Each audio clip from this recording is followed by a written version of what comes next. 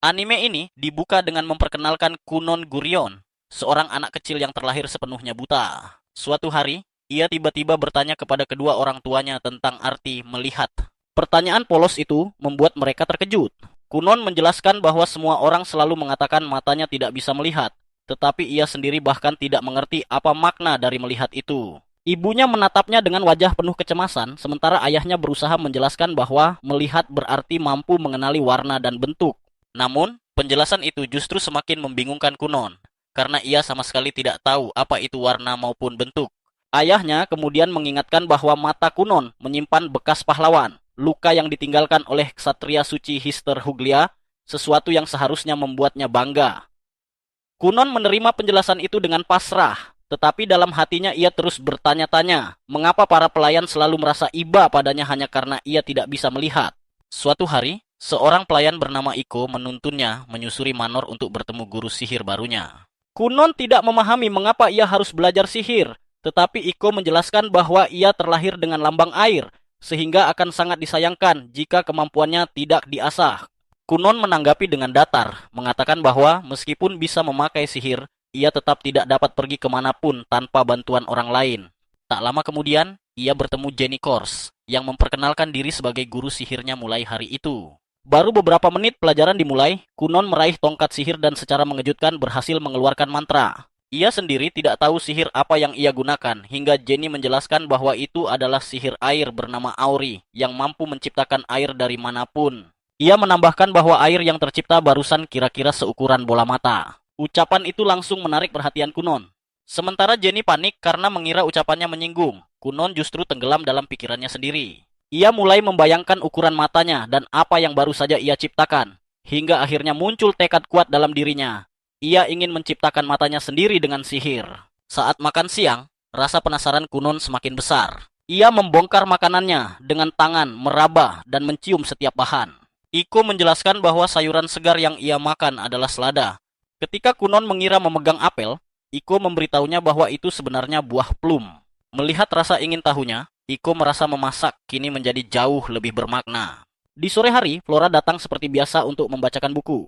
Namun kali ini, Kunon meminta cerita tentang Ksatria Suci Hister Huglia. Meski ragu, Flora akhirnya menyetujui permintaan itu. Ia menceritakan bahwa di masa lampau terjadi perang besar antara para pahlawan dan Raja Iblis. Hister Huglia, pahlawan negeri itu, berhasil menang, tetapi kehilangan tangan dan kakinya. Sejak saat itu, keturunannya kadang terlahir dengan kekurangan fisik yang disebut sebagai bekas pahlawan.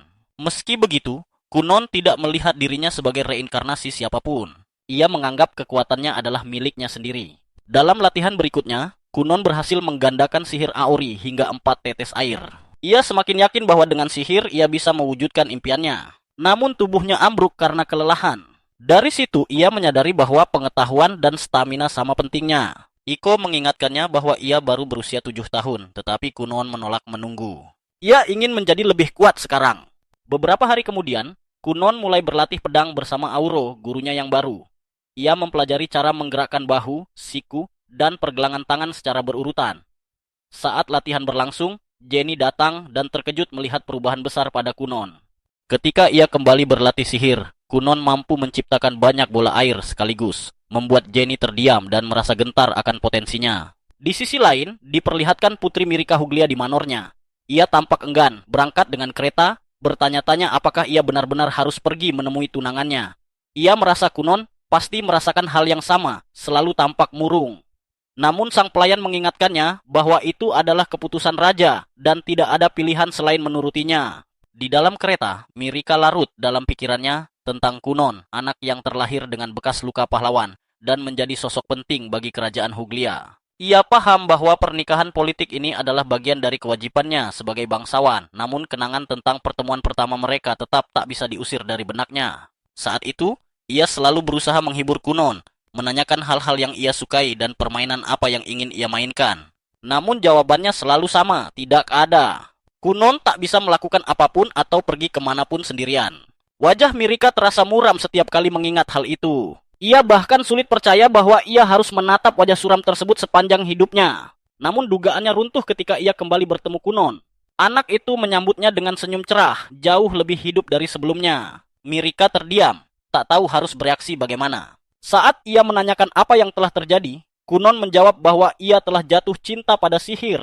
Di tempat itu juga, Kunon memperlihatkan mantra miliknya. Ia menciptakan sebuah bola air, lalu mengembangkannya hingga berubah menjadi pelangi kecil yang melayang di atas Mirika. Mirika benar-benar terpukau.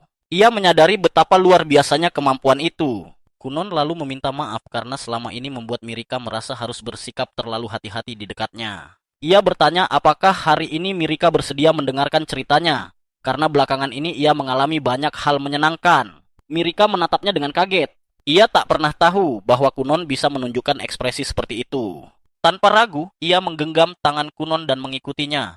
Dengan perasaan tulus ingin mendengar semua ceritanya. Saat hari berakhir dan ia kembali ke rumah, Mirika terus memikirkan betapa menyenangkannya waktu yang ia habiskan bersama Kunon dan berharap bisa segera bertemu lagi dengannya. Di sisi lain, Kunon juga memikirkan Mirika setelah kepergiannya. Ia menyadari bahwa ini adalah pertama kalinya ia menawarkan tangannya kepada Mirika. Iko mengatakan bahwa itu karena Kunon adalah seorang bangsawan sejati.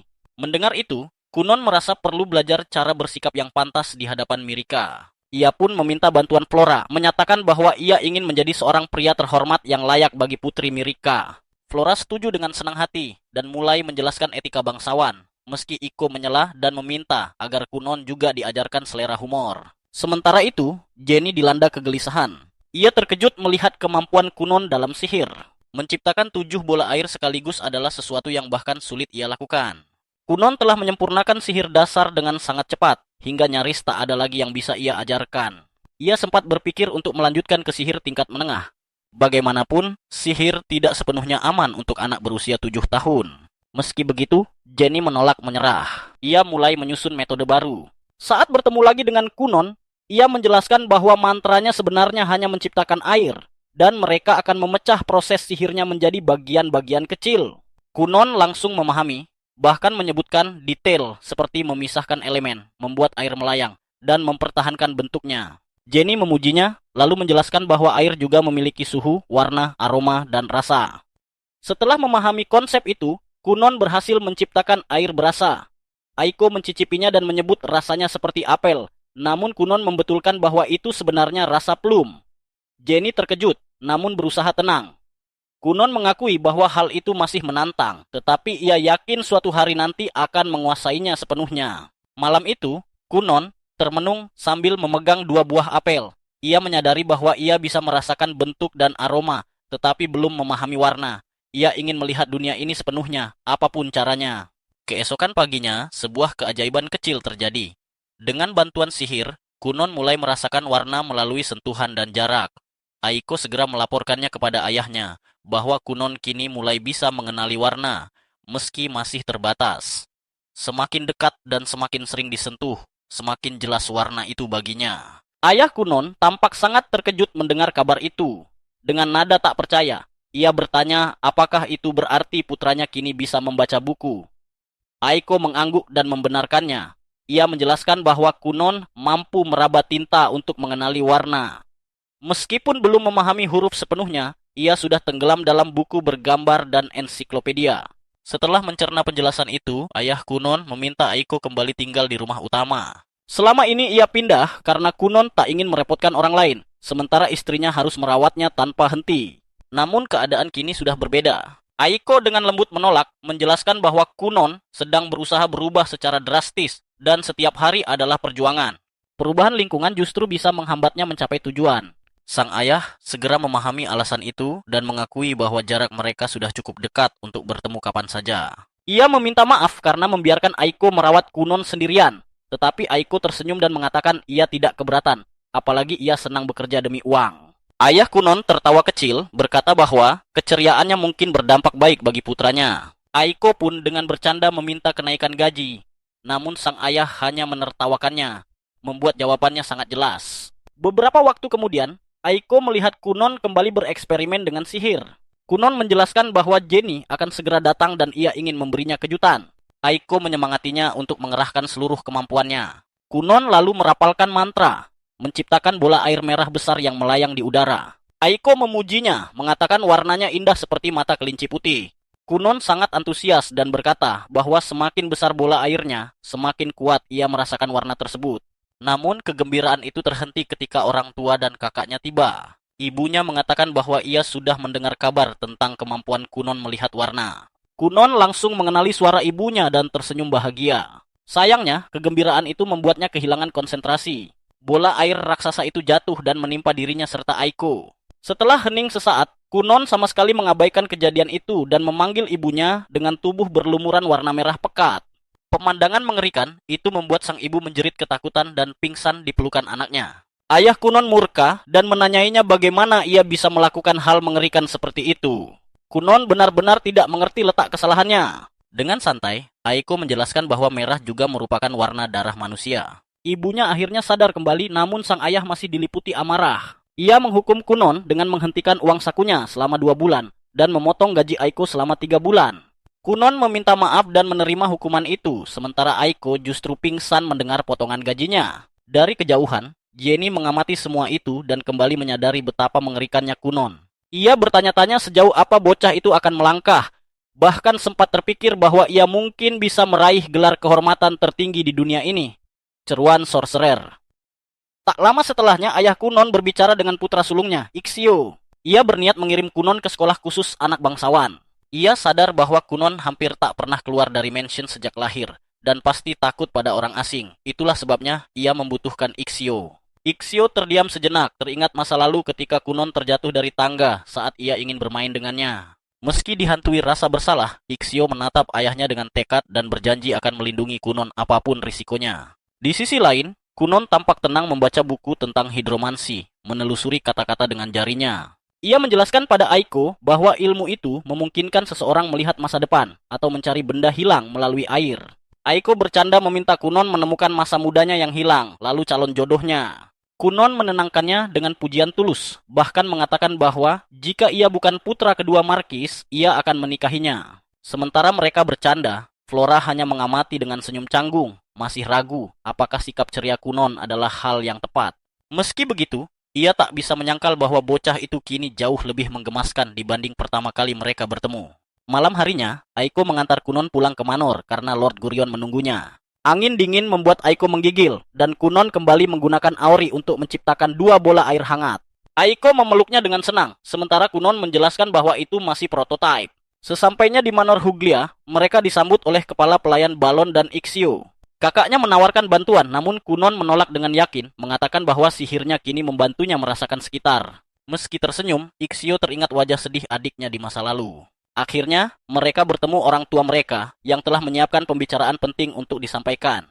Lord Gurion mengatakan kepada Kunon bahwa Flora pernah memberitahu mereka kalau ia telah menyelesaikan semua pelajaran yang diajarkan di sekolah anak bangsawan. Namun, meski secara administratif ia terdaftar, Kunon sama sekali tidak tertarik untuk benar-benar bersekolah di sana. Kunon membenarkan hal itu. Ia merasa tidak ingin merepotkan orang-orang di sekitarnya dan memiliki hal lain yang jauh lebih ingin ia prioritaskan dibandingkan sekolah. Sang ayah memahami perasaan anaknya. Ia selalu percaya bahwa seseorang seharusnya mengikuti kata hati mereka sendiri. Namun, sebagai anak bangsawan, tetap ada kewajiban yang tidak bisa dihindari. Di atas kertas, Kunon memang terdaftar sebagai murid, tetapi keadaannya dianggap istimewa. Karena itu, keluarga mereka memperoleh izin langsung dari raja, sehingga kehadiran di sekolah bersifat opsional. Saat mendengar itu, Kunon tiba-tiba berhenti dan bercanda bahwa ia mencium bau nepotisme. Gurion langsung menegurnya, mengatakan bahwa ia tidak menyukai istilah tersebut, dan itu sama sekali bukan inti pembicaraan. Ia hanya ingin Kunon memikirkan masalah ini dengan serius. Kunon justru mengira ayahnya sedang menyinggung soal uang saku, sesuatu yang sering dipermasalahkan Gurion. Baginya, meski terlihat boros, ia merasa telah menggunakannya dengan bertanggung jawab. Sang ayah mencoba meluruskan, tetapi Kunon malah berterima kasih karena Gurion selalu bekerja keras demi keluarga. Ketika diminta berhenti, Kunon bertanya apakah ayahnya masih marah karena insiden kebun yang pernah berubah menjadi lautan darah. Mendengar itu, Gurion langsung meledak. Dengan suara tinggi, ia menegaskan bahwa perbuatan tersebut sama sekali tidak bisa diterima dan mengancam akan menghentikan uang saku Kunon selama 6 bulan jika hal serupa terulang. Istrinya segera menenangkan suasana dan mengingatkan bahwa topik itulah yang seharusnya tidak dibahas hari ini. Setelah amarahnya mereda, Gurion menjelaskan maksud sebenarnya. Ia meminta Kunon memikirkan Putri Mirika. Di kalangan bangsawan, mereka yang tidak menjalankan kewajibannya akan dipandang rendah. Jika itu terjadi, Mirika bisa ikut terkena dampaknya di masa depan. Kunon langsung memahami situasi tersebut. Tanpa banyak bicara, Ia menerima alasan itu dan menyatakan kesediaannya untuk pergi ke sekolah, meski tetap menganggapnya merepotkan. Gurion menambahkan bahwa ia tidak perlu bersekolah bertahun-tahun. Kunon hanya perlu mengikuti ujian kenaikan tingkat. Setelah lulus, ia akan memperoleh sertifikat kelulusan resmi. Karena jumlah ujiannya ada 5, ia hanya perlu datang ke sekolah sebanyak 5 kali. Mendengar itu, Kunon merasa jauh lebih lega. Ixian pun menambahkan bahwa Mirika akan lulus setelah ujian berikutnya, sehingga Kunon bisa mengikuti ujian bersama mereka. Tanpa menunda, ibu Kunon langsung sibuk mempersiapkannya. Ia membutuhkan pakaian, sepatu, dan mantel yang pantas. Untuk mengukur tubuh Kunon, ia meminta bantuan Aiko, lalu pergi bersama. Sebelum mereka berangkat, Gurion memperingatkan Ixio bahwa ada bangsawan kerajaan lain di sekolah yang mungkin akan mendekati Kunon dan Mirika. Ixio meyakinkannya bahwa ia akan selalu bersama mereka agar tidak terjadi masalah. Tak lama kemudian, Kunon memberitahu Mirika bahwa ia akan bersekolah. Wajah Mirika langsung berseri-seri. Meski Kunon menjelaskan bahwa ia hanya datang untuk ujian, Mirika tetap senang karena bisa menghabiskan waktu bersamanya di sekolah. Kunon mengaku tidak tahu apa yang harus ia harapkan. Tetapi Mirika menenangkannya dan menawarkan diri untuk mendampinginya sebagai kakak kelas. Ia menerimanya, meski sempat khawatir para pria yang menyukai Mirika akan cemburu. Mirika menegaskan bahwa itu akan baik-baik saja, lalu dengan bangga mengingatkan bahwa ia adalah seorang putri dan memiliki 5 pengagum, sebanyak jari di tangan kanannya. Mendengar itu, Kunon mulai berpikir untuk menyiapkan tongkat baru demi pertahanan diri. Hari keberangkatan pun tiba.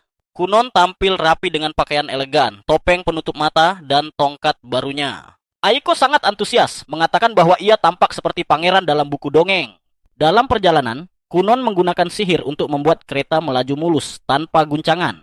Ia juga berbicara dengan Ixio tentang ketakutannya di masa lalu, dan tekad barunya untuk terus hidup dan bertahan. Perubahan itu membuat Ixio tersenyum, menyadari bahwa adiknya benar-benar telah berkembang. Saat mereka tiba di sekolah, Mirika berlari menyambut mereka dengan gembira. Namun, Kunon sempat terdiam, kewalahan oleh kehadiran banyak orang dan suara yang memenuhi pikirannya. Meski begitu, ia tersenyum dan menggenggam tangan Mirika, melangkah maju tanpa rasa takut. Di sisi lain, Kast, seorang profesor muda, tengah menunggu dengan gugup. Ia mendengar bahwa Kunon adalah putra kedua seorang marki dengan luka pahlawan dan dikenal pemalu. Namun semua kekhawatirannya sirna saat melihat sosok Kunon yang menawan, berjalan bersama Mirika dan Ixio. Tersadar, ia segera memanggil namanya dan memperkenalkan diri sebagai dosen yang akan membimbingnya hari itu. Kunon memutuskan untuk memperkenalkan dirinya dengan benar, tetapi justru membuat Kast kebingungan ketika ia mengatakan bahwa saat ini dirinya adalah seorang perempuan. Kast benar-benar tidak mengerti. Melihat reaksinya, Kunon segera menjelaskan bahwa secara biologis ia adalah laki-laki dan kepribadiannya juga laki-laki. Namun, hari ini ia merasa dirinya adalah hari yang indah. Penjelasan itu sama sekali tidak membantu meluruskan kebingungan Kast. Sebelum Kast sempat bertanya lebih jauh, bel sekolah berbunyi, menandakan bahwa Mirika dan Ixio harus pergi. Kast berpamitan dengan senyum, tetapi ketika ia tinggal berdua dengan Kunon, ia merasa bahwa anak ini akan menjadi pekerjaan yang merepotkan. Mirika juga berpamitan kepada Kunon, sementara sekelompok siswa mengamati mereka dari dalam kelas. Salah satu dari mereka menyebut bahwa Kunon adalah Heroes Scar. Ada pula yang berkata bahwa ia menerima restu raja sebagai Heroes Scar pertama yang lahir dalam 100 tahun. Mendengar itu, Pangeran Laile langsung menunjukkan ekspresi tidak senang. Para siswa lain buru-buru menenangkan suasana dengan mengatakan bahwa Kunon tidak terlihat istimewa dan gelar Heroes Scar mungkin hanya tahayul belaka. Namun, ketika Laile melihat Mirika tersenyum pada Kunon, kemarahannya justru semakin jelas. Tak lama kemudian, Kast membawa Kunon ke ruang kelas dan menanyakan apakah ia sudah mendengar gambaran umum tentang ujian kenaikan tingkat. Kunon mengangguk dan mengatakan bahwa ia diberitahu jika lulus 5 ujian, ia bisa mendapatkan sertifikat kelulusan. Kast menjelaskan bahwa biasanya ada jeda waktu antar ujian untuk persiapan. Namun, sebagai pengecualian, ujian Kunon akan dilakukan dalam waktu yang jauh lebih singkat karena adanya perintah dari ayahnya dan juga raja. Dengan wajah serius, Kunon mengatakan bahwa ayahnya dan raja adalah sahabat karib, sehingga semua ini terdengar seperti nepotisme. Ia bahkan meminta maaf karena merasa telah menekan pihak sekolah. Kast jelas tidak menyangka akan mendengar pengakuan seperti itu, dan hanya berkata bahwa ia akan berpura-pura tidak mendengarnya. Namun Kunon terus berbicara, menyebut bahwa hal semacam ini sering terjadi di kalangan bangsawan.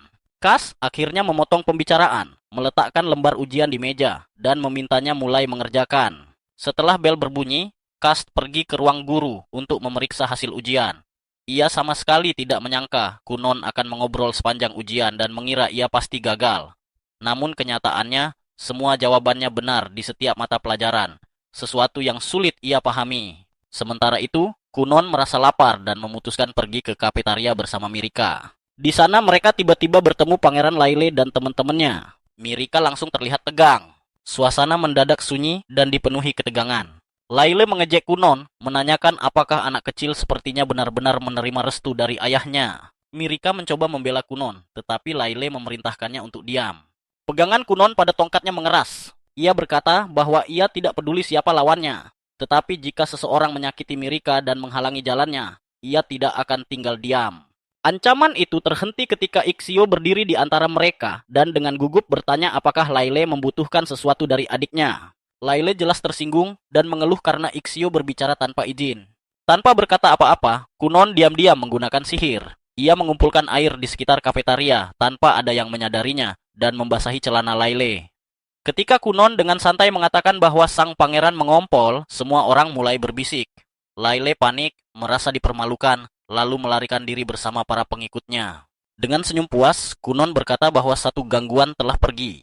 Ia lalu membicarakan makan siang dan mengatakan ingin hamburger. Iksio mencoba menegurnya, tetapi Kunon hanya tersenyum dan bertanya pada Mirika apa yang ingin ia makan. Saat makan bersama, Mirika akhirnya menjelaskan bahwa Laile adalah kakaknya, Pangeran ke-6 Laile Huglia. Kunon terkejut, tetapi Mirika mengatakan bahwa kenyataannya memang tidak semua kakak menyayangi adiknya. Waktu berlalu dengan cepat hingga hari ujian terakhir tiba. Pagi itu Kunon melatih sihirnya. Atas saran Gen, ia mencoba mengubah sensasi dari Auri. Ia membentuk bola air menjadi es, tetapi ketika Jenna memegangnya, ia mengatakan bahwa rasanya seperti sebuah apel. Hal itu membuat Kunon diminta mencoba menyentuh benda lain dan mengekspresikan sensasinya dengan lebih tepat. Kunon menganggap permintaan itu sebagai sebuah tugas. Saat berangkat ke sekolah, ia mulai menyentuh berbagai benda di sekitarnya untuk mengumpulkan sampel, bahkan sampai menyentuh seekor kuda. Iksio yang melihat tingkahnya pun bertanya apa yang sedang ia kerjakan. Kunon menjelaskan bahwa ia sedang mengumpulkan bahan untuk keperluan alterasi. Tentu saja Iksio sama sekali tidak paham maksudnya, tetapi ia memilih tidak bertanya lebih jauh. Tak lama kemudian, Mirika berlari menghampiri mereka untuk menyapa. Begitu melihatnya, Kunon langsung berlutut dan berkata dengan nada sedih bahwa hari itu adalah hari terakhir ia bisa mendengar suara Mirika di sekolah. Mirika mengingatkannya bahwa kegiatan sekolah baru berakhir pada sore hari. Mendengar itu, Kunon langsung berkata bahwa ia tidak sedih lagi. Reaksi itu membuat Mirika tertawa, sementara Iksio semakin bingung, meski ia tahu hubungan mereka memang terasa berbeda dari biasanya. Setibanya di sekolah, Cast memberitahu Kunon bahwa ia akan mengikuti ujian akhir bersama murid lainnya. Untuk pertama kalinya, Kunon merasa benar-benar seperti murid sekolah biasa. Ia sedikit menyesal karena tidak lagi berada di ruang khusus bersama Profesor Cast. Tetapi Cast meyakinkannya bahwa ia tetap memperhatikannya dan mendoakan yang terbaik. Iksio berkomentar bahwa hubungan mereka tampak sangat dekat. Kunon menjelaskan bahwa mereka banyak berbincang selama masa ujian. Cast bahkan bercerita tentang masa mudanya ketika ia mengikuti pria yang dicintainya ke sekolah bangsawan. Sayangnya, pria itu gagal lulus sementara dirinya justru menjadi guru dan kini sudah memasuki tahun kedua. Cast tidak menyangkal cerita itu, mengakui bahwa ia masih muda dan belum sepenuhnya tahu apa yang sedang ia lakukan. Iksio dan Mirika hanya tersenyum canggung, bertanya-tanya mengapa seorang guru menceritakan hal pribadi seperti itu kepada seorang anak saat ujian. Percakapan mereka terhenti ketika sekelompok murid datang dan meminta Miraa memperkenalkan tunangannya. Meski sempat terkejut, Kunon memperkenalkan diri, mengatakan bahwa ia bertunangan dengan putri Mirika Huglia dan merupakan adik dari Iksio Gurion.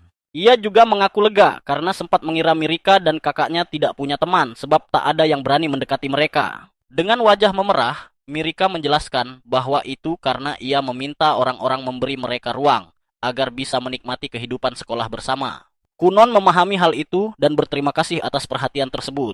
Ia pun lega mengetahui kakaknya tidak kesepian dan Mirika memiliki teman-teman sehingga ia tidak perlu menghibur mereka dengan mengatakan bahwa tidak apa-apa hidup tanpa teman.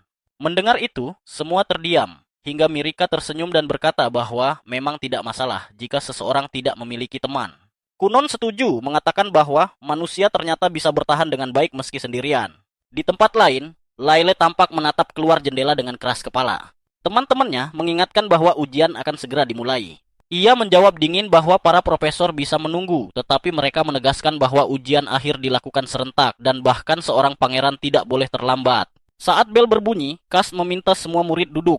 Mirika hendak duduk di samping Kunon, tetapi Laile tiba-tiba berdiri di antara mereka dengan wajah marah. Bisik-bisik langsung memenuhi kelas. Iksio teringat rumor bahwa sang pangeran pernah membuat masalah di sekolah. Ketegangan itu terhenti ketika Kunon tiba-tiba menggenggam tangan Laile dan dengan ramah memperkenalkan diri sebagai tunangan Mirika serta calon iparnya. Laile jelas terkejut dan marah, tetapi Kunon terus tersenyum dan bahkan memuji suaranya yang terdengar sangat jantan.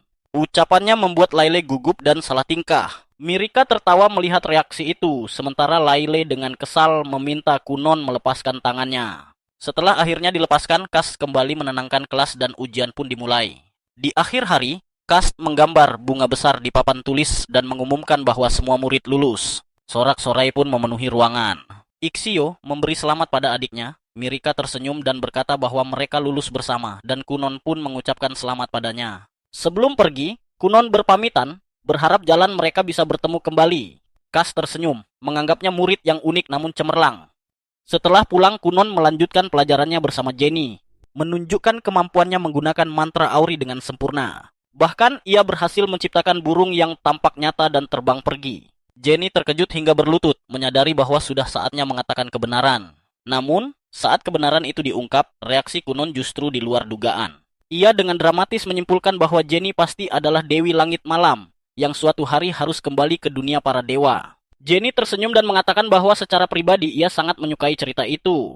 Namun, kenyataannya tidak sesederhana itu. Ia mengakui bahwa sebenarnya sudah tidak ada lagi yang bisa ia ajarkan. Sudah cukup lama ia kehabisan materi, karena semua yang bisa ia ajarkan tentang sihir dasar tanpa kemampuan menyerang telah ia berikan sepenuhnya. Bahkan kini, kemampuan sihir Kunon sudah melampaui dirinya. Begitu Kunon mempelajari sihir baru, tak butuh waktu lama baginya untuk benar-benar melampaui sang guru. Mendengar itu, Kunon tiba-tiba berdiri dan menyangkal. Menurutnya, itu tidak benar sama sekali. Ia justru menyukai semua trik kecil yang selama ini Jenny gunakan untuk mengelabui dirinya dengan berbagai cara. Saat itu pula, Jenny menyadari bahwa muridnya sebenarnya tahu ia berada dalam keadaan terdesak, dan kesadaran itu justru membuat segalanya terasa lebih ringan. Kunon mengiyakan hal tersebut. Ia mengatakan bahwa trik-trik yang lahir dari keputusasaan itu telah memperluas pemahamannya tentang sihir. Lebih dari itu, Jenny lah yang memberinya tujuan hidup. Sejak hari ia menyadari bahwa ia bisa mencoba menciptakan matanya sendiri dengan sihir, semua berawal dari trik-trik kecil sang guru. Dari situlah ia memahami betapa dalam dan luasnya dunia sihir. Jenny tetap tersenyum, tetapi meminta satu hal. Jika Kunon benar-benar menghargainya, maka berhentilah menyebut semua itu sebagai trik kecil. Ia menjelaskan bahwa ia harus memeras otak untuk menciptakannya, dan tak jarang ia benar-benar kesulitan menemukan ide baru. Kunon tidak percaya dan justru bertanya apakah masalahnya soal gaji. Ia mengira Jenny ingin berhenti karena bayaran yang terlalu kecil. Kesabaran Jenny pun habis. Ia membentak, mengatakan bahwa justru sebaliknya, menerima bayaran besar tanpa bisa menjalankan tugas apapun terasa sangat menyiksa. Ia sudah mencapai batasnya. Setelah menenangkan diri, Jenny meletakkan kedua tangannya di bahu Kunon, memaksanya mendengarkan. Ia mengatakan bahwa Kunon membutuhkan penyihir luar biasa, jauh lebih hebat darinya. Ia tak lagi bisa membantu Kunon berkembang. Selama ini ia memang berhasil menyesuaikan diri, tetapi sekarang semuanya telah berakhir. Namun Kunon bersikeras. Menurutnya, jika Jenny mampu menciptakan begitu banyak trik, maka itu adalah bakat yang patut dihormati. Ia ingin terus ditipu olehnya dan tetap menjadikannya guru. Meski begitu, Jenny dengan tegas menolak. Kemampuan sihir Kunon kini sudah jauh melampaui dirinya. Akhirnya, Jenny meninggalkan mansion dengan keyakinan bahwa Kunon adalah seorang jenius sejati. Mungkin ia benar-benar memiliki potensi untuk menjadi penyihir agung. Bahkan, dengan bakat anugerah dewa, Kunon tetap melalui percobaan tanpa akhir. Itulah sebabnya Jenny tahu bahwa ia pun tak boleh kalah oleh muridnya. Baginya, belum terlambat untuk terus maju. Di hari yang sama, Kunon mengetahui bahwa Flora juga mengundurkan diri karena ia telah menyelesaikan kurikulumnya dan resmi lulus dari sekolah anak bangsawan. Ia sedikit kecewa karena tidak sempat berpamitan, tetapi Aiko menjelaskan bahwa Flora tak sanggup menahan air mata jika harus mengucapkan selamat tinggal secara langsung. Kunon pun berniat menulis surat ucapan terima kasih. Aiko tersenyum dan mengatakan bahwa Flora pasti akan menyukainya. Ia lalu bercanda, menyarankan Kunon untuk menanyakan pelayan pria berusia 18 hingga 25 tahun, bergaji besar, tinggi, dan tampan. Kunon langsung tahu bahwa itu merujuk pada calon pasangan Aiko. Saat ditanya apakah ia akan pergi dan menikah, Aiko mengusap air mata palsu dan berkata bahwa meski berat berpisah, ia ingin menikah. Ia yakin Kunon kini bisa berdiri sendiri. Malam harinya, saat makan bersama keluarga, Kunon menceritakan keputusan Jenny kepada ayahnya, Arson, termasuk sarannya untuk mencari penyihir luar biasa. Ixio menyebutkan rumor tentang penyihir kerajaan yang sangat hebat. Ibunya lalu menebak nama Zeon Pinrol, dan Ixio mengiyakan, menggambarkannya sebagai penyihir dengan kekuatan dan penampilan luar biasa. Kunon langsung ingin menjadikannya guru, tetapi Arson menegaskan bahwa mengundang penyihir kerajaan hampir mustahil. Meski begitu, setelah bujukan sang istri, Arson akhirnya berjanji akan menanyakan hal itu pada raja. Di tempat lain, kakak perempuan Mirika menyerahkan dokumen tentang Kunon kepada Grandmaster. Ia terkejut ketika menyadari bahwa anak ini adalah Kunon Gurion, sang hero Scar. Matanya pun berbinar, menyadari bahwa ini bukan permintaan biasa. Tak lama setelah itu, Kunon dan ayahnya berangkat menuju istana setelah menerima izin khusus untuk bertemu secara pribadi. Izin tersebut datang sebagai kejutan besar bagi mereka berdua, karena tidak mudah mendapatkan kesempatan seperti itu. Sepanjang perjalanan, ayah Kunon menjelaskan dengan nada serius bahwa jika pertemuan itu berjalan lancar, sang raja akan mempertimbangkan permohonan mereka untuk menyediakan seorang guru sihir khusus bagi Kunon. Mendengar hal itu, Kunon tak bisa menyembunyikan kegembiraannya dan berkata bahwa ini terdengar seperti kekuatan kolusi yang luar biasa. Namun ayahnya Arson segera menegurnya dan meluruskan bahwa ini bukan kolusi atau permainan kekuasaan. Ia menjelaskan bahwa para penyihir kerajaan tampaknya tertarik pada bakat Kunon, dan karena itulah izin istimewa tersebut diberikan. Setelah menyingkirkan topik itu, Arson bertanya jenis sihir apa yang baru-baru ini dipelajari putranya. Dengan penuh semangat, Kunon menggunakan Mantera Auri miliknya untuk menciptakan seekor kucing yang tampak begitu nyata. Melihat kucing tersebut, Arson langsung terpukau dan menunjukkan kegembiraan yang sulit ia sembunyikan. Kunon lalu menjelaskan bahwa awalnya kucing itu hanya transparan, namun sekarang ia sudah mampu memberinya warna putih atau bahkan corak belang seperti kucing kaliko. Arson tidak percaya bahwa makhluk lucu di hadapannya itu sejatinya hanyalah air yang dibentuk oleh sihir. Ia pun bergumam kagum bahwa sihir benar-benar sebuah keajaiban. Kunon mengakui bahwa beberapa gerakan kucing itu masih terlihat tidak alami dan ia ingin terus belajar agar bisa menirukan suara kucing dengan sempurna. Namun ayahnya tidak menanggapi karena terlalu asik membelai kucing tersebut. Kunon lalu bertanya apakah ayahnya memang sangat menyukai kucing. Meski Arson berusaha menyangkal, Kunon justru bertanya mengapa mereka tidak memelihara kucing sungguhan. Arson langsung menolak mentah-mentah dengan alasan bahwa jika ada kucing di rumah, ia tidak akan pernah bisa bekerja dengan tenang.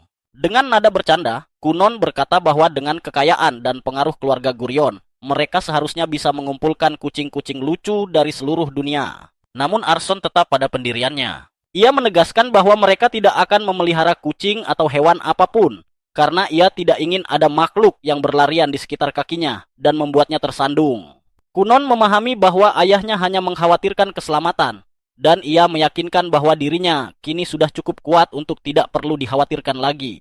Arson menambahkan bahwa istrinya lebih menyukai anjing, dan Kunon pun mengerti bahwa ayahnya sedang memikirkan keharmonisan keluarga. Kunon lalu mengucapkan terima kasih atas penjelasan itu dan bertanya pendapat ayahnya tentang memelihara kucing di luar rumah. Ia mengatakan bahwa Aiko pernah memberitahunya bahwa memelihara kucing di luar rumah merupakan simbol status tertentu di kalangan bangsawan, sedangkan membawa kucing ke dalam rumah justru dianggap kurang pantas. Mendengar hal itu, Arson tampak kebingungan dan mulai bertanya-tanya apakah Aiko benar-benar sedang berbicara tentang kucing. Kunon menegaskan bahwa Mirika juga setuju, jadi jelas pembicaraan mereka memang tentang kucing. Setelah berpikir sejenak, Arson akhirnya mengakui bahwa ide tersebut mungkin tidak terlalu buruk. Sesampainya di istana, mereka disambut oleh kakak perempuan Mirika, yaitu Raisya Huglia. Saat itu Arson masih menggendong kucing hasil sihir Kunon, dan ia mengucapkan terima kasih karena Raisya datang menyambut mereka. Kunon dengan sigap memperkenalkan dirinya, menggunakan pesona khasnya, dan mengatakan bahwa ia merasa sangat terhormat bisa bertemu dengannya. Namun Arson buru-buru memberitahu bahwa Raisya adalah putri kedua, sehingga ia harus memberi salam dengan sopan. Mendengar hal itu, Kunon menjadi semakin bersemangat karena menyadari bahwa Raisya adalah calon kakak iparnya, dan ia benar-benar senang bisa bertemu dengannya. Setelah perkenalan selesai, Raisya menyinggung soal kucing yang mereka bawa karena menurutnya sangat menggemaskan. Arson dengan hati-hati meletakkan kucing itu di lantai, lalu Kunon mengembalikannya ke bentuk semula. Seketika, yang tersisa hanyalah genangan air. Raisya terkejut melihat hal tersebut, sementara Arson justru tampak sedih karena ia bahkan belum sempat memberi nama pada kucing itu. Kunon menjelaskan bahwa kucing itu hanyalah hasil sihir. Pada saat itu, Raisya menyadari bahwa kemampuan Kunon jauh lebih hebat dari yang selama ini ia dengar. Meski masih diliputi rasa kehilangan, Arson diberitahu oleh Raisya bahwa ia akan membawa Kunon ke Menara Hitam. Arson segera menenangkan diri dan mengucapkan terima kasih, sambil menyebutkan bahwa ia akan menghadap raja. Kunon mengatakan bahwa ayahnya bisa pulang lebih dulu karena ia ingin menemui Miraka. Arson pun berjanji akan menyiapkan kereta untuknya, agar ia bisa menikmati waktunya dengan tenang. Dalam perjalanan menuju Menara Hitam, berbagai peristiwa tak terduga pun terjadi. Mulai dari percakapan tentang suksesi kerajaan, hingga aksi meluncur di atas es buatan Kunon di lorong istana, yang akhirnya membuat mereka ditegur oleh seorang ksatria bernama Dario. Setelah semua kekacauan itu, mereka akhirnya tiba di tujuan dan disambut oleh Rondimon Aktart, sang Grandmaster penyihir kerajaan.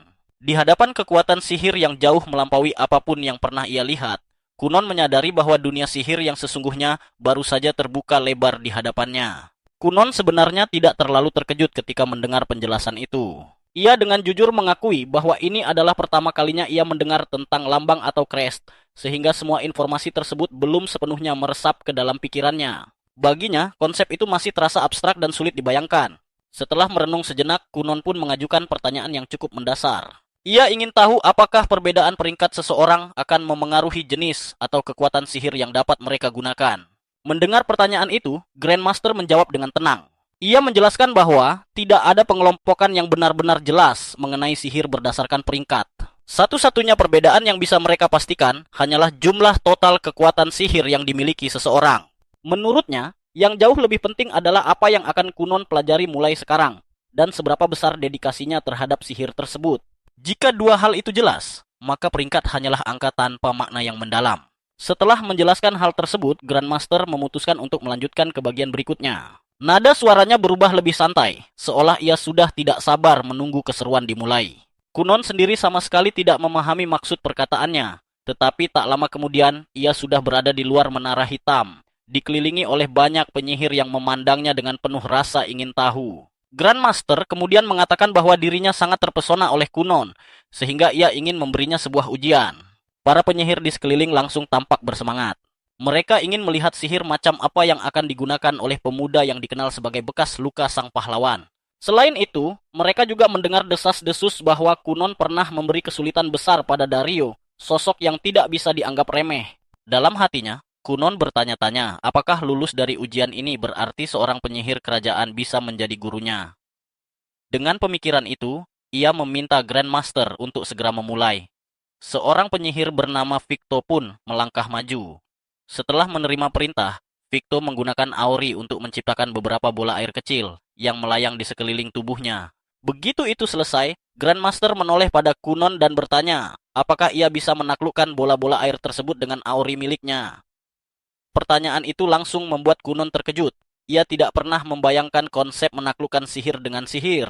Selama ini, Jenny mengajarinya bahwa auri adalah sihir untuk menciptakan dan memanipulasi air, termasuk mengendalikan air yang sudah ada. Namun, mengendalikan air yang diciptakan oleh penyihir lain adalah hal yang sama sekali berbeda. Melihat keraguannya, Grandmaster bertanya apakah ada masalah. Kunon tetap terpaku di tempat karena tugas yang diberikan dengan santai itu adalah sesuatu yang bahkan Gina maupun dirinya sendiri tidak pernah terpikirkan sebelumnya. Meski merasa tidak yakin, Kunon akhirnya memutuskan untuk menerima tantangan tersebut. Ia pun memusatkan konsentrasinya dan mencoba menggunakan auri untuk menaklukkan sihir Victo. Ternyata hal itu jauh lebih sulit dari yang ia bayangkan. Air yang ia coba kendalikan seakan menolak perintahnya. Ini adalah pengalaman pertama baginya merasakan air yang melawan. Dengan seluruh fokus dan tenaga, Kunon berusaha menggerakkan bola-bola air itu. Setelah perjuangan yang cukup berat, dua bola air akhirnya bergerak sedikit. Pada saat itu juga, Grandmaster segera menyuruhnya berhenti, mengatakan bahwa itu sudah cukup. Kunon terengah-engah dan merasa kelelahan. Ia merasakan betapa jauhnya perbedaan antara dirinya dan penyihir kerajaan sejati. Meski merasa kalah, Grandmaster justru memujinya, mengatakan bahwa ia benar-benar sangat berbakat. Picto pun setuju, bahkan mengaku tidak menyangka Kunon bisa mengambil alih meski hanya sebagian kecil. Ia sampai bertanya apakah ia boleh memiliki Kunon sebagai muridnya. Pernyataan itu langsung memicu protes dari penyihir lain. Bahkan Raisya ikut menentang, dengan nada bercanda mengatakan bahwa Picto baru saja ditinggalkan oleh kekasihnya. Picto jelas tersinggung dan tidak mengerti apa hubungannya hal itu dengan sihir. Para penyihir lain menimpali bahwa Picto bahkan tidak bisa mengurus dirinya sendiri. Grandmaster hanya tertawa, menyebutkan bahwa semua orang tampaknya menginginkan Kunon sekarang. Dengan ragu, Kunon bertanya apakah itu berarti ia telah lulus ujian. Namun, Grandmaster justru memintanya mencoba beberapa hal lagi, karena ia sendiri ingin merasakan sihir Kunon. Kunon menyetujuinya dengan senang hati. Tak lama kemudian, Grandmaster tampak bersenang-senang di atas sebuah bola air raksasa yang dilapisi membran elastis, melompat-lompat seperti anak kecil. Para penyihir lain mendesaknya untuk segera berhenti karena mereka juga ingin coba. Namun Grandmaster mengabaikan mereka dan bertanya pada Kunon apa sebenarnya benda itu. Kunon menjelaskan bahwa itu adalah auri tubuh super lembut, air yang dibungkus membran sangat elastis untuk menyerap benturan. Setelah turun, Grandmaster mengatakan bahwa ia tidak pernah bersenang-senang seperti ini dalam ujian sihir selama bertahun-tahun. Kunon menambahkan bahwa jika elastisitasnya ditingkatkan, seseorang bisa melompat setinggi lantai kedua kastel. Semua orang langsung bersemangat, tetapi Grandmaster buru-buru memintanya berhenti. Karena jika ia terus menunjukkan sihirnya, Kunon tidak akan bisa pulang malam ini. Kunon meminta maaf karena harus makan malam dengan tunangannya. Sang Grandmaster menyayangkan hal itu, tetapi Raisa langsung bertanya, apakah Kunon bisa menciptakan makhluk lain selain kucing, bahkan manusia? Sebagai jawaban, Kunon menciptakan boneka air berbentuk Aiko, dan menjelaskan bahwa gerakannya belum sempurna. Picto berpendapat bahwa dengan sihir lebih kuat, boneka itu bahkan bisa bergerak di luar batas manusia. Kunon mengakui pernah mencoba membuatnya terbang, meski hasilnya buruk. Saat ia memperagakannya, para pelayan di istana panik melihat tubuh jatuh dari langit berulang kali, hingga Dario memarahi para penyihir termasuk sang Grandmaster. Semua menyalahkan Picto, sementara Kunon merasa bersalah dimarahi 2 kali dalam sehari. Sang Grandmaster menutup kejadian itu dengan tawa dan menyatakan Kunon lulus. Ia berjanji akan menunjuk guru pribadi untuknya. Kunon senang, meski sempat khawatir soal politik. Namun Raisya menenangkannya bahwa hal itu tak berarti bagi penyihir kerajaan. Kemudian sang Grandmaster menanyakan tujuan masa depan Kunon. Dengan yakin, Kunon menjawab bahwa ia ingin menciptakan bola mata dengan sihir. Para penyihir terkesan, dan sang Grandmaster pun menyetujuinya. Menjelang akhir hari, Arson datang dengan wajah kesal setelah mendengar reputasi buruk putranya 2 kali hari itu. Saat Kunon hendak meminta maaf, Raisya membelanya dan mengatakan bahwa semua terjadi karena mereka terlalu terbawa suasana. Namun Arson menegaskan bahwa pengguna sihir harus selalu bertanggung jawab atas tindakannya, apapun alasannya. Kata-kata itu membebani Kunon hingga ia menunduk dan meminta maaf dengan tulus. Setelah Arson pergi, Raisya mengingatkan bahwa hari mulai gelap dan mereka harus menjemput Mirika. Kunon khawatir menemui Putri Mirika dalam keadaan lelah, sehingga Raisya menyarankan penggabungan sihir. Kunon kembali menciptakan tubuh Auri, lalu mereka menaikinya bersama. Dengan bantuan sihir angin Raisya, mereka melesat cepat ke langit. Mereka tiba dengan selamat, meski pendaratan cukup keras. Saat mereka hendak bereksperimen lebih lanjut, Dario muncul lagi siap memarahi mereka untuk ketiga kalinya hari itu. Menyadarinya, Raisya dan Kunon langsung meminta maaf. Sementara itu, Mirika sibuk merapikan diri, bertanya-tanya apakah Kunon akan menyukai warna gaunnya. Pelayan pribadinya meyakinkan bahwa itu warna favorit sang putri, meski diam-diam bertanya seperti apa Kunon Gurion, hingga mampu membuat Putri Mirika jatuh cinta sedalam itu. Setelah siap, Mirika mondar-mandir dengan gugup sampai Laura menenangkannya. Paham bahwa ini kencan pertamanya di luar istana. Begitu mendengar seseorang telah tiba, Mirika seketika kembali anggun. Laura pun memberitahu bahwa Kunon telah datang. Tanpa menunggu, Mirika bergegas menemuinya. Kunon menyapa dengan pesona, memuji indahnya bulan malam itu meski tak bisa melihatnya, dan meminta izin mengawal sang putri. Mirika tersipu lalu menggenggam tangannya, sementara Laura mengamati Kunon Gurion dari dekat. Di restoran, Kunon mengangkat toast untuk birunya mata sang putri dan warna gaunnya. Laura puas melihat sikap sopannya, kini paham mengapa hati Putri Mirika terpikat. Mirika lalu menyinggung kunjungan Kunon ke Menara Hitam. Ia membenarkan menyebut pertemuannya dengan Raisya serta kekagumannya pada sihir sang Grandmaster Blue Cheese yang ia samakan dengan keindahan tatanan rambut sang putri. Kunon menutup dengan kabar kelulusannya, yakin masa depannya akan tertata rapi seindah kuku Mirika yang menawan. Ia mengatakan kepada Mirika bahwa ia telah mendengar banyak kisah menarik, meski baginya cerita Mirika tetap yang paling memikat. Laura merasa cara bicaranya agak aneh, namun melihat Mirika tampak bahagia, bersamanya sudah cukup baginya. Nada bicara Kun berubah serius ketika ia berkata bahwa untuk saat ini, makan malam seperti itu adalah yang terbaik yang bisa ia berikan. Namun, setelah menikah, mereka akan menghabiskan waktu bersama setiap hari. Mendengar itu, Laura menyadari bahwa Kunon memang anak laki-laki yang luar biasa. Mirika menjawab dengan senyum, tetapi malam itu di kamarnya, ia berteriak kegirangan sambil menendang-nendangkan kakinya karena terlalu bahagia. Keesokan harinya, Aiko meminta bantuan Kunon mengerjakan pekerjaan rumah dengan mantra Arubu, yang menghasilkan gelembung sabun untuk membersihkan cucian. Kunon mengeluh karena sedang menulis laporan, tetapi Aiko memarahinya karena ia terus mengurung diri di rumah sejak kembali dari kastel. Kunon menjelaskan alasannya, namun Aiko menegaskan pentingnya keluar rumah dan berjemur demi pertumbuhan. Ia juga mengakui bahwa meski sebagian perempuan menyukai pria tinggi, ia sendiri menyukai Kunon apa adanya. Mendengar itu, Kunon merasa bahagia meski tak membalas pujian karena menghormati Putri Mirika. Ia pun menghabiskan waktu di luar bersama Aiko, lalu memastikan bahwa belum ada surat untuknya, menandakan gurunya memang belum ditentukan. Sementara itu, di Menara Hitam, Victo bersiap memasuki sebuah kantor dengan harapan bisa keluar dengan selamat. Begitu pintu dibuka, tumpukan dokumen jatuh ke lantai, dan dari baliknya muncul Zeon Pinroll yang kesal karena waktu tidurnya terganggu. Meski enggan, Victo tetap menyampaikan bahwa Grandmaster memanggilnya. Tak lama kemudian, Kunon menerima kabar bahwa guru barunya adalah penyihir bernama Zeon Lee Pinroll, sosok yang sering dibicarakan ibu dan kakaknya. Aiko justru sangat bersemangat dan bertanya apakah itu Master Zeani, penyihir tampan yang terkenal.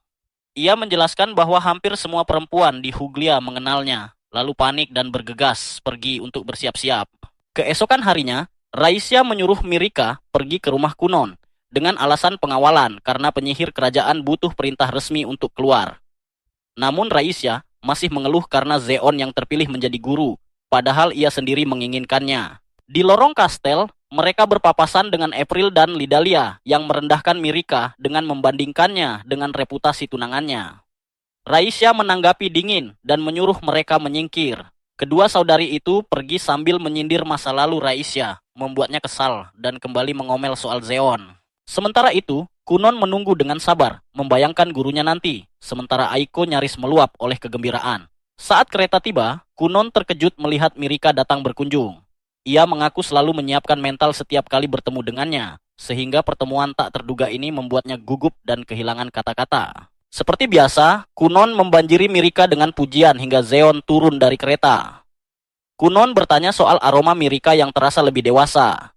Mirika menjelaskan ia tidak memakai parfum, hanya mengganti sabun. Kunon setuju, menyebut aromanya floral dan dewasa, seperti kupu-kupu tertarik bunga. Namun, saat Zeon benar-benar turun, Kunon terdiam. Aura sihirnya terasa padat dan lengket, seperti madu, sangat berbeda dari sihir Grandmaster Blue Cheese, dan jelas melampaui penyihir kerajaan lain yang pernah ia temui di kastel. Aiko dan Mirika mulai khawatir melihat Kunon terpaku sepenuhnya. Saat itulah Kunon memutuskan menjadikan Zeon sebagai panutan. Ia memperkenalkan diri dan bertanya apakah boleh memanggilnya Guru Madu. Zeon menolak keras, meminta dipanggil Master Zeon, menegaskan ia membenci anak kecil dan tak pernah benar-benar menerima peran guru. Ia datang bukan atas kemauannya sendiri. Kunon menduga itu karena hierarki yang kaku. Zeon menjelaskan Grandmaster hanya menyebut ada anak menarik yang harus ia temui. Dario lalu memperkenalkan diri sebagai ksatria dari Ordo Ketiga yang ditugaskan menjaga Mirika dan Zeon. Kunon berterima kasih atas bantuannya tempo hari, membuat Mirika terkejut. Ia menjelaskan tak mengenalnya secara pribadi, hanya pernah dimarahi olehnya sebanyak 3 kali. Dario mengatakan bahwa ia hanya menjalankan tugas, sementara Zeon semakin menyadari keanehan Kunon. Kunon lalu bertanya pada Aiko apakah Zeon adalah penyihir tampan luar biasa yang sering ia ceritakan, dan Aiko langsung mengiyakan dengan antusias. Zeon merasa itu sudah jelas, tetapi Kunon menjelaskan bahwa ia tidak bisa melihat sehingga tak memahami konsep keren, meski ia yakin Zeon memang luar biasa. Sempat mengira dirinya diejek, Zeon segera diyakinkan oleh Kunon, yang justru membuatnya makin yakin bahwa bocah itu benar-benar aneh. Tak lama kemudian, mereka duduk di sebuah meja di taman. Kunon berterima kasih kepada Mirika karena telah membawa Zeon. Mirika tersenyum, mengatakan bahwa ia sendiri juga ingin bertemu dengannya. Zeon pun menyela, mengingatkan bahwa dirinya ada di sana, dan mengajak mereka berdiskusi santai soal sihir. Zeon bertanya tentang sihir majemuk. Kunon menjelaskan bahwa sihir dilepaskan melalui lingkaran sihir, dan sihir majemuk tercipta dengan membagi serta menyusun ulang lingkaran tersebut, sesuatu yang bisa ia lakukan dengan mudah. Saat ditanya batas kemampuannya, Kunon menjawab bahwa ia mampu menangani 31 bagian dan hampir mencapai 32. Jawaban itu mengejutkan Zeon. Ia mengakui bahwa dirinya sendiri hanya mampu mencapai 50 bagian dan ingin tahu bagaimana Kunon bisa melampaui batas 20 bagian. Kunon menjelaskan bahwa ia melapisi crest sendirian dengan berbagai trik kecil, lalu cepat-cepat menyebutnya sebagai alterasi. Jawaban itu membuat Zeon mulai paham mengapa Victo dan Raisya begitu marah saat dirinya dipilih menjadi guru. Mereka juga menginginkannya, apalagi Zeon bahkan tak sempat menemui mereka ketika Kunon datang ke Menara Hitam. Meski Zeon berdalih bahwa Grandmaster lah yang tertarik pada Kunon, Victo menegaskan bahwa murid setalenta itu sangat langka. Kini Zeon akhirnya mengerti alasan mereka ingin merekrut bocah itu. Saat Zeon meminta Kunon menunjukkan kemampuannya, Kunon justru meminta demonstrasi pembuatan 50 bagian. Zeon menolak dan menuntut Kunon membuktikan diri, bahkan menyuruhnya menjilat. Mirika yakin Kunon akan menolak, namun dugaannya salah. Kunon langsung memuji Zeon tanpa ragu, mengaku ingin belajar darinya demi mencapai 50 bagian. Reaksi itu membuat Zeon sedikit merinding. Ia lalu menegaskan bahwa Kunon tak boleh memanggilnya guru sebelum diakui, namun berjanji menunjukkan kekuatannya lewat crest tanah bintang 3. Ia menciptakan dinding tanah raksasa dan menantang Kunon menghancurkannya. Jika gagal, semuanya selesai. Ia juga tertarik mencoba kasur air milik Kunon yang terkenal itu. Kunon menurut dan menggunakan Auri untuk membuat kasur air yang kenyal. Zeon berkata ia akan mengamati dari sana. Begitu menyentuh kasur, Zeon langsung merasakan kelembutan seperti tumpukan bulu angsa, hangat dan beraroma menenangkan. Tanpa sadar ia tertidur. Dario terkejut, tetapi Aiko mengatakan itu tak terhindarkan. Sementara itu, Kunon memeriksa dinding tanah ciptaan Zeon. Permukaannya keras namun halus, dengan kepadatan sihir luar biasa. Jenny pernah berkata bahwa sihir adalah lingkaran sihir yang disusun ulang untuk membentuk mantra. Sihir majemuk bergantung pada seberapa sering lingkaran itu dibagi dan direkonstruksi. Dari pengamatan dekat, Kunon menyadari dinding itu adalah kristal sihir majemuk dengan lebih dari 40 bagian. Ia kagum, lalu berbincang santai dengan Mirika sambil menunggu Zeon terbangun. Tak lama kemudian, Zeon terbangun mendadak dan jatuh dari kasur. Dario mengatakan ia tertidur sekitar 2 jam.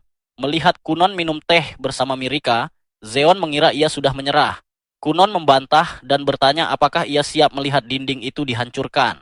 Dengan senang hati, Zeon mempersilakan. Kunon memakai rubu, mantra yang dulu ia gunakan membantu Aiko mencuci pakaian. Gelembung air menyelimuti dinding, dan Kunon menjelaskan bahwa tanah akan rapuh jika menyerap air berlebih. Teksturnya mirip roti keras pematah gigi. Zeon mengakui analisanya tepat meski mempertanyakan mengapa Kunon memakai rubu, bukan Auri. Saat dinding runtuh sepenuhnya, Kunon menjawab santai bahwa cara ini lebih mudah. Zeon pun paham, Kunon tidak melawan dengan kekuatan, melainkan mencuci tanah itu. Tugas penyihir adalah memilih sihir yang paling tepat untuk situasi dan objeknya. Kunon menganggapnya pujian dan bertanya, apakah ia kini bisa menjadi muridnya. Zeon menolak karena itu bukan haknya, namun kemudian menyatakan bahwa mulai hari itu Kunon resmi menjadi murid Zeon Pinroll. Menggenggam tangan Putri Mirika, Kunon berkata bahwa ia telah menemukan gurunya dengan sang putri di sisinya. Mirika tersipu, tetapi Zeon menyela, mengingatkan bahwa guru harus didahulukan sebelum tunangan. Sebagai murid baru, Kunon memiliki banyak hal untuk dipelajari. Zeon berjanji akan mengajarinya banyak hal dan membantunya bereksperimen. Ia juga menegaskan bahwa Kunon akan berkembang pesat, naik derajat, dan kelak dikelilingi banyak wanita, sesuatu yang harus dipahami Mirika. Mirika sadar akan jarak di antara mereka. Jika ia tak berubah, tak ada masa depan bagi mereka bersama. Merasakan tangan Mirika gemetar, Kunon meminta Zeon berhenti bersikap kejam. Ucapan Kunon menyinggung tepat sasaran. Zeon menahan amarah dan menyuruhnya berhenti. Namun malam itu, Mirika merenung. Ia tahu ia harus berubah dengan caranya sendiri.